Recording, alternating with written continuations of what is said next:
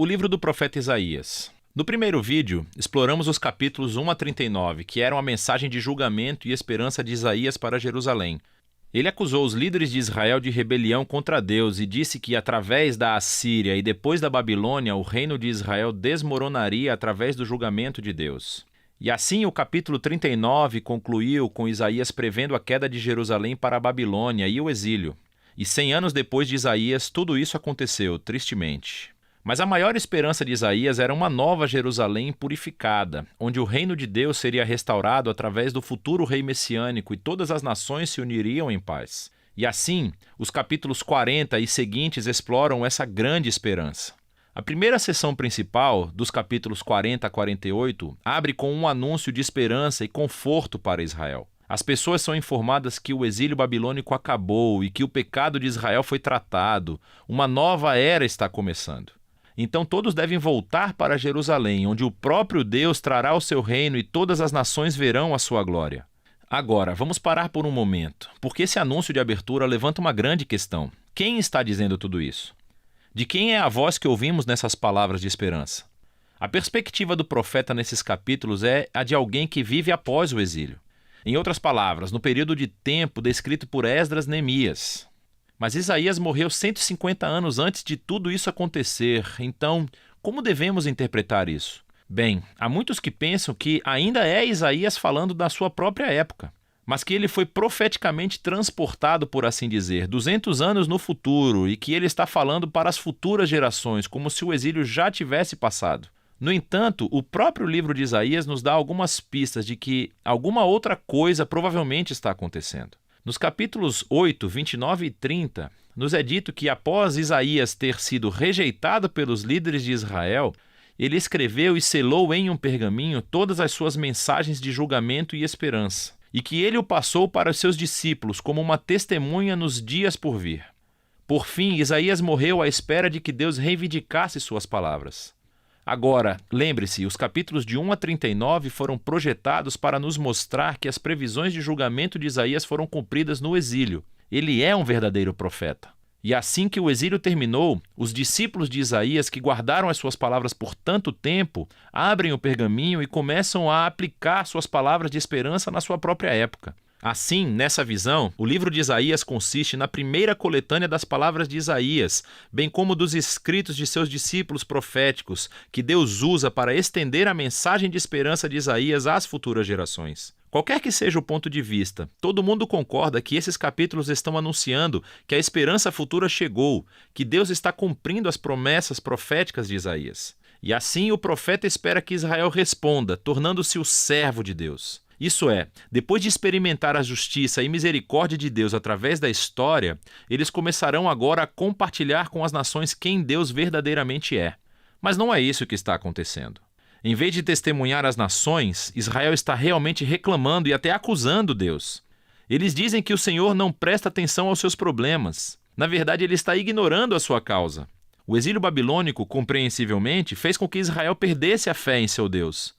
Quer dizer, talvez ele não seja tão poderoso. Talvez os deuses da Babilônia sejam muito melhores do que o nosso Deus. E assim, o resto desses capítulos, de 41 a 47, são criados como uma cena de julgamento. Deus está respondendo a essas dúvidas e acusações com os seguintes argumentos. Primeiro, ele diz que o exílio da Babilônia não foi negligência divina. Pelo contrário, foi divinamente orquestrado como um julgamento pelo pecado de Israel. Segundo, foi por causa de Israel que Deus levantou a Pérsia para conquistar a Babilônia, para que eles pudessem voltar para casa cumprindo as palavras do profeta Isaías.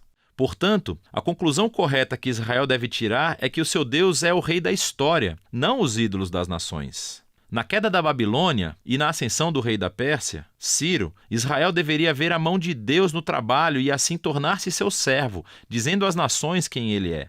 Mas, no final do julgamento, capítulo 48, descobrimos que Israel ainda é tão rebelde e duro quanto seus ancestrais. E assim, Deus os desqualifica como seus servos. Mas Deus ainda está em uma missão para abençoar as nações.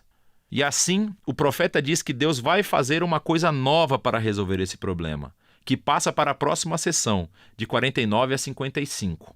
Somos apresentados a uma figura que se chama servo de Deus, que vai cumprir a missão de Deus e fazer o que Israel não conseguiu fazer. Deus dá a esse servo o título de Israel e envia essa pessoa em uma missão para, em primeiro lugar, restaurar o povo de Israel de volta ao seu Deus e, em segundo, tornar-se a luz de Deus para as nações.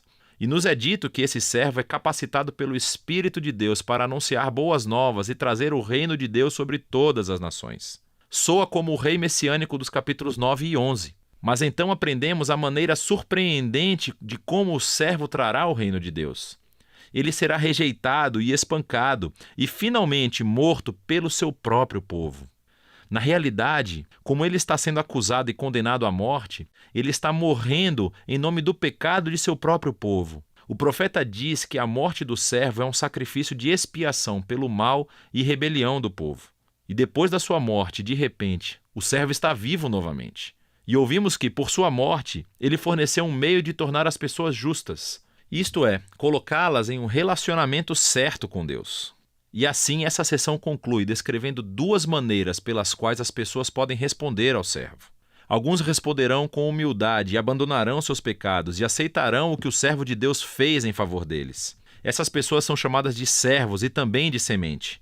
Lembre-se da semente sagrada do capítulo 6.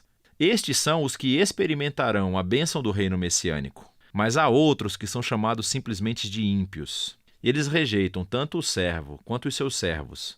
O que nos leva à seção final do livro, 56 a 66, onde os servos herdam o reino de Deus. Esses capítulos são lindamente projetados como uma simetria que reúne todos os temas do livro. No centro estão 3 belos poemas que descrevem como o servo, com poderes espirituais, está anunciando as boas novas do reino de Deus para os pobres. E ele reafirma todas as promessas de esperança do início do livro. A Nova Jerusalém, habitada pelos servos de Deus, será o lugar de onde a justiça, a misericórdia e a bênção de Deus fluem para todas as nações do mundo. E, à volta desses poemas, estão 2 longas orações de arrependimento, em que os servos confessam o pecado de Israel e lamentam todo o mal que vem no mundo ao seu redor. E assim, eles pedem a Deus para perdoá-los, e que ele traga o seu reino aqui na terra como no céu. Agora, de cada lado dessas orações, há coleções de mais poemas que contrastam o destino dos servos com o dos ímpios que os perseguem. Deus diz que ele trará justiça a todos os que poluem o seu mundo bom com o seu mau egoísmo e idolatria, e que ele vai removê-los de sua cidade para sempre. Mas os servos, aqueles que são humildes diante de Deus e que se arrependem e dominam seu mal, são perdoados. E eles herdarão a Nova Jerusalém, que descobrimos ser uma imagem para uma criação inteiramente renovada, onde a morte e o sofrimento se foram para sempre. E isso nos leva ao quadro mais extenso dessa parte do livro. Nesse mundo renovado do reino de Deus, as pessoas de todas as nações são convidadas a se juntar aos servos da família da aliança de Deus, para que todos possam conhecer o seu Criador e Redentor. E assim, o livro de Isaías termina com uma visão muito grandiosa do cumprimento de todas as promessas da aliança de Deus. Através do rei servo sofredor, Deus cria uma família da aliança de todas as nações que estão aguardando a esperança da justiça de Deus para trazer uma criação renovada, onde o reino de Deus finalmente existe, tanto aqui na terra como no céu. E essa é a esperança muito poderosa do livro de Isaías.